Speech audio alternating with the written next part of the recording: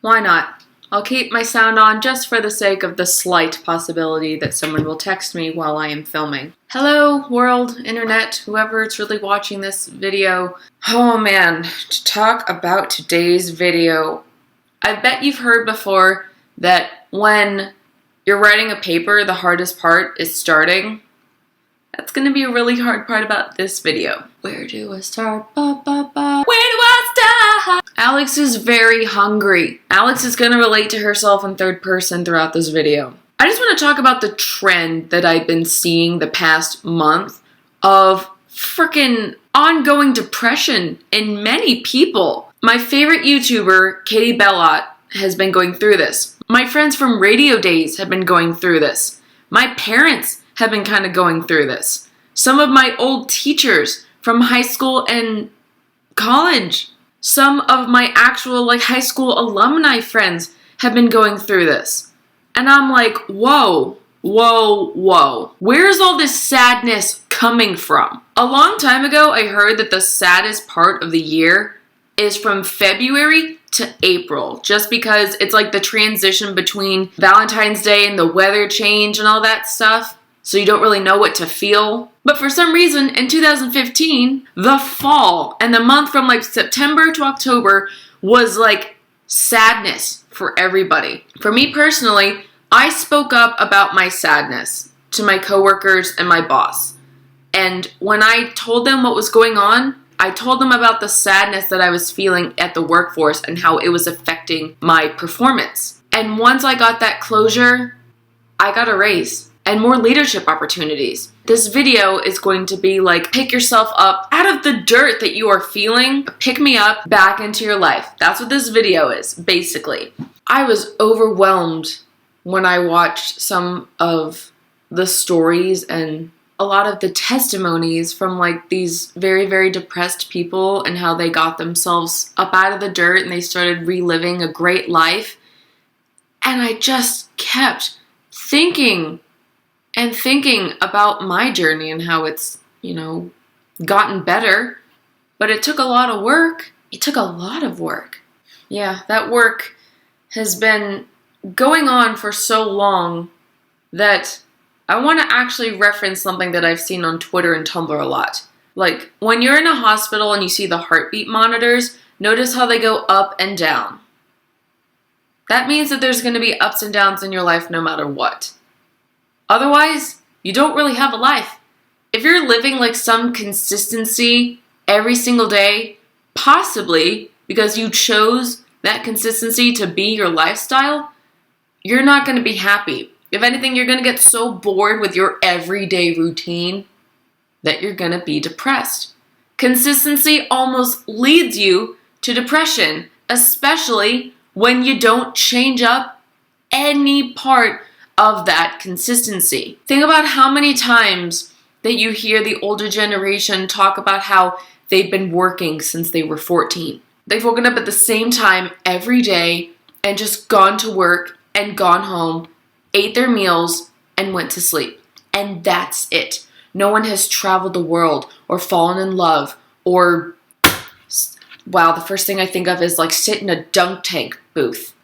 Just sitting on a dunk tank, you get to tell a story how you sat on a dunk tank because you were bored.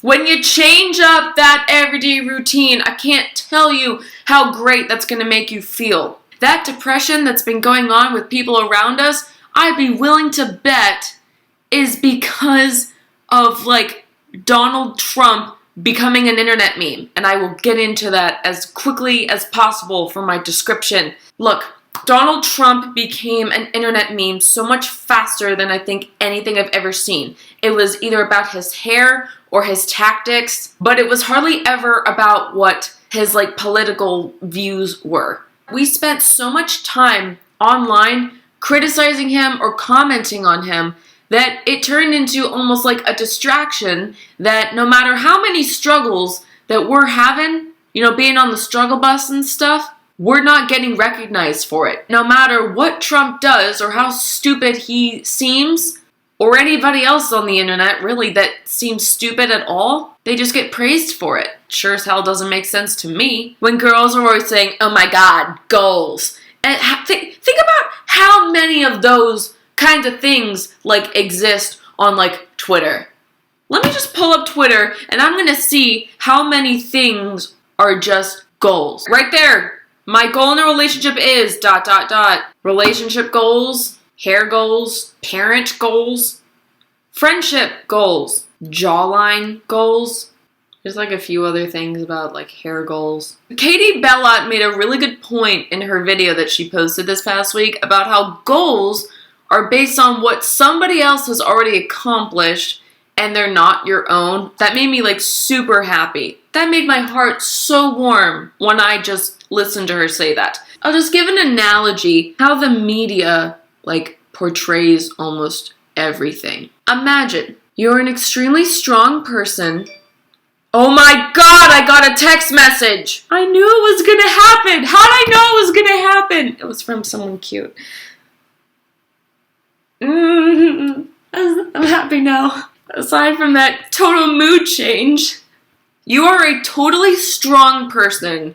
You're working in an office and no one recognizes you. You've got really bad glasses and an amateur haircut. And then all hell breaks loose and you have to save the day. All you do, hey, I got a Snapchat too. No one knows that you saved the day when you changed your clothes. Now, who does that sound like? Clark Kent. We are all these ordinary people in these beige suits and glasses and flawed haircuts. And our pride gets to the best of us because all we want to do is save the day and just seem perfect. How exactly is one perfect? You want to be Superman. You want to save the day. When we're kids, all we want to do is be Superman. We buy the cape, we buy the pajamas, and we buy the bed set of sheets that we just sleep in. And for some reason, that wearing that cape becomes like all we have to do to be Superman. And guess what? It's not that easy. Wearing that cape is such a huge responsibility. And when no one knows that you are actually Clark Kent, our pride has gotten the best of us in the media, putting on filters or punctuation marks that we forgot that we're actually normal Clark Kent. As soon as we start feeling special about ourselves and our humility is just out the door, you know, it's Elvis, it just left the building, the media makes us feel more powerful and at the same time, it's bringing you down into the ground. We're basically destroying ourselves. And that, like, sucks. Really, really bad. How many times do you want to say to somebody, I don't really understand why you posted that? It's probably because it made them seem like a better person than they actually feel. The amount of likes and followers that you have online seems to be like the defining factor of whether people want to spend time with you or look at you or not. That's real fucked up, society. I don't like that. We're all Clark Kent. I get it. We want to wear the cape. We want to save the day. We want to be recognized. That's great. But you know how you get recognized? When you put that pride in the corner and you actually focus on your character and what you can do to make someone else's life better. Or maybe even the person that's going to take over what you have already started. That's what makes you stronger.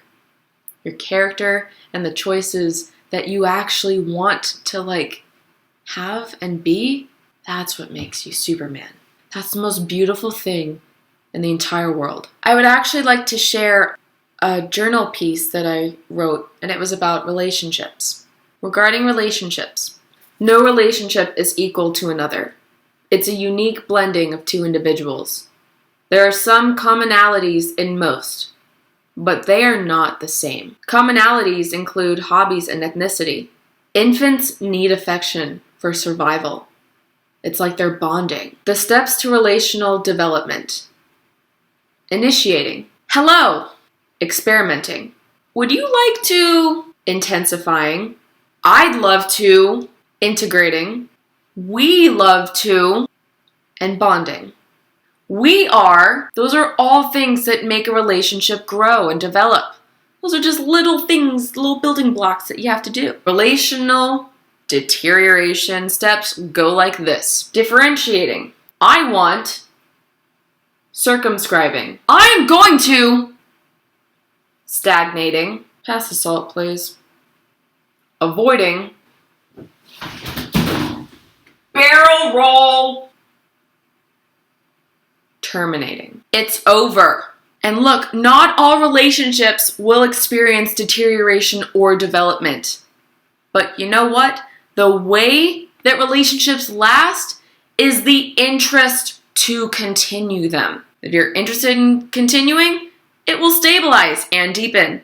But if you're not interested in staying at all, it's going to deteriorate like that, just like that. Dissatisfaction fuels the emotional energy to go elsewhere, and bonding may take years.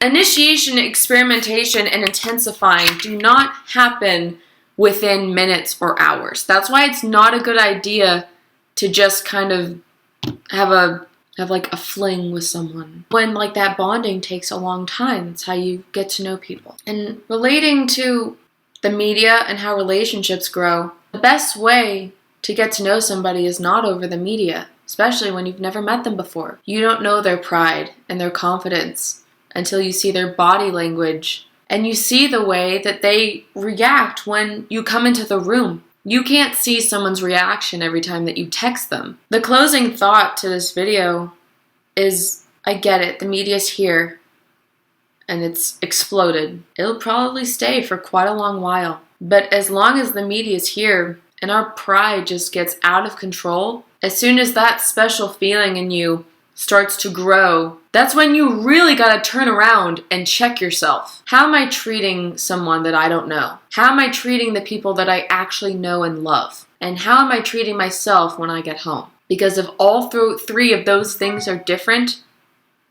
I totally got emails. If all three of those things are different, the consistency in this range is good. Changing it up every once in a while is going to be very, very healthy for the average person that is having those confidence withdrawals. That's a really difficult word to say when you're hungry. So I'm getting kind of chilly in here. Something new that you learn every day. Female jackets only make the zipper on the left side.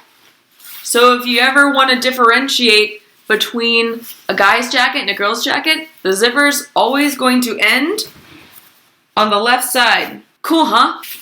I'm gonna put my links for my social media accounts in the description below. I've been posting a lot lately on Twitter and The Vent. I totally encourage you guys to check those out because they're a lot of times about pride and the media and self-esteem and stuff, but they're in like much more personal connections than just like the generalization that I make on here. I want you guys to like this video and give it a thumbs up. Alex, why are you still talking? I don't know. All you darlings, have a magnificent day. And make sure that you think through how you treat the people you don't know, how you treat the people that you do know and love, and how you treat yourself. Treat yourself. Finna make food. Bye!